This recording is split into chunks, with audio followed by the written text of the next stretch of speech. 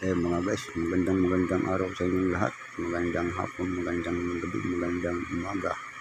Magandang araw sa inyong lahat. Saan man kayo naroon. Update na naman tayo sa Manila Bay. Dito tayo sa pinaka-entrance ng Dolomite Beach, Manila Bay. Yan, kahapon tayo, nandun tayo sa may Remedios. Yung banda yung may mga maraming basura pa. Dito kasi sa entrance talagang agad-agad nalilinis dito. So dito talagang maraming namamasyal. Wala karoon ng mga basura dito. Agad-agad nalilinis dito. Unang linis talaga. Yung kahapon na pinuntahan natin yung banda sa may dulo. Sa dulo ng Dolomite Beach. Yung sa may bandang Remedios. Kaya dami pang basura doon, hindi pa natatapos. Maraming doon na talahib at saka tawag ng water lily. Pero dito sa entrance, dito banda sa may entrance talaga ng Dolomite Beach, pagka may basura agad-agad nila nililinis dito ng mga maintenance dito sa mga MMDA at saka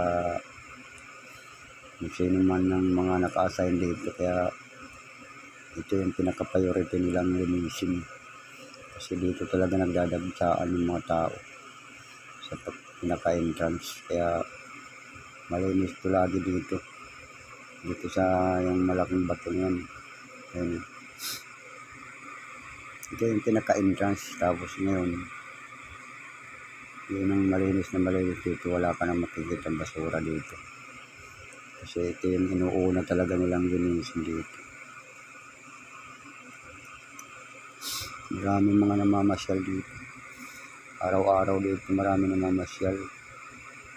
Kaya dito naman tayo mag-update sa mismong entrance ng Manila Bay. Dito talaga yung dagsa ng mga tao, mga bata man o mga may edad na. Nandito lahat kung saan na nanggagaling itong mga namamasyal dito. Kaya ayan yung mga patunayan natin na sobrang saya nila pag nakapunta sila rito. Kaya kung sino mang hindi pa nakakapunta dyan, mamasyal na kayo dito. Napakaganda talaga. Bagamat mayroong sa ibang bahagi na mayroong mga basura pa, pero dito sa mga entrance, sa may entrance talaga ng Manila Bay, malinis na dito lagi. Ito yung priority nilang linisin. Kaya dito kasi yung mga tao mamasyal. Ayan. Kasi pagka kailangan, pag may mga basura dumarating dito. Saka yung dito, yung tinatawag na yung trash boom nakakabit na dito. Ayan. Kaya hindi masyadong tatabi yung mga basura. Mas madaling linisin. Inaabangan nila yung sunset.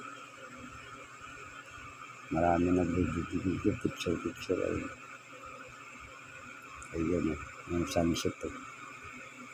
Naabangan nila para matunghayan nila ng parang nagbabagang kaulapan. Ayun. Napaganda dito.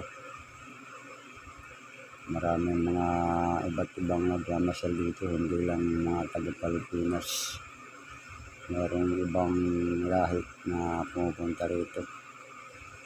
Yun yung inaabangan nila na sunset. Kaya lang parang natakipan ng nagtago sa ulap. Tago. Kaya ayan,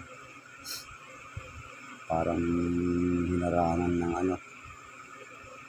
ng ulap. Kaya parang madilim. Ito na yun.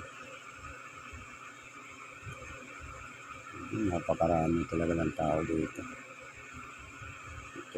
Ito talaga yung pinaka-entrance dito. Dito ang pasukan talaga ng mga namamasyal.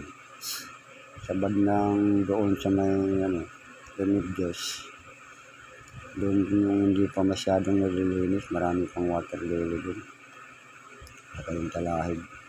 Pero dito sa entrance nito, malinis na.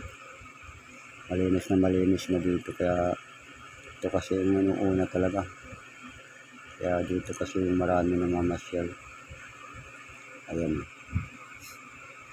Malinis na yun. Wala na mga basura dito. Kaya ito ang update natin sa araw na ito at napakalinis na ng Manila Bay. Saka marami namamasyal sa araw na ito. Ayan. Ang dami. Napakarami namamasyal. Kaya kailangan pagka mayroong basura dito, nilinis nila agad. Ayan. Yan yung pinaka-entrance ng Manila Bay. Yan dami mga mamasyal sa araw na ito. Dami. Yan. Hindi mabilang. Yan, magandang araw sa inyong lahat at salamat sa inyong panonood at naway hindi kayo magsawa sa panonood sa mga silent viewers natin dyan. Salamat. Maraming thank you. Ayan yung sunset. Biglang nagpakita. Ayan Salamat sa inyong lahat sa inyong panonood. Thank you. Sa lahat ng ating mga viewers natin dyan, salamat. Naway sa susunod nating update, nandito pa rin kayo. Maraming salamat. Thank you. Yun